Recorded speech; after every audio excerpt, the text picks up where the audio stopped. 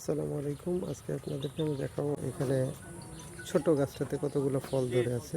তো দেখবেন এই গাছটা এখনই এই অবস্থা, এখানে অনেকগুলো ফল ধরে আছে।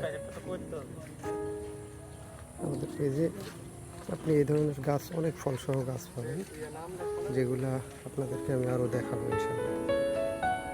এখানে কিছু আমড়ার চারা আছে, দেখেন অনেক ছোট গাছ, প্রায় 2 ফিট 1.5 ফিটের কাছাকাছি। তারপরে প্রত্যেকটা গাছেই কিন্তু আমরা চলে এসছে।